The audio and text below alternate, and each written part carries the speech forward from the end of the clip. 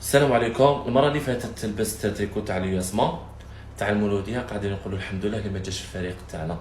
على كل حال انا كما يقول لك ما سيبورتي حتى فريق، انا سيبورتي الجيري.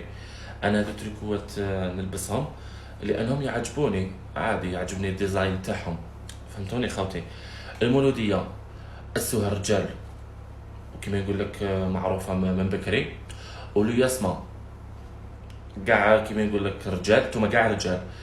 ليسونسيال انا كي نلبس اي تريكو تاع فريق و تاع كيما نقولوا وطني، انا ما نمثلش التريكو اللي راني لابسه، انا نمثل نفسي.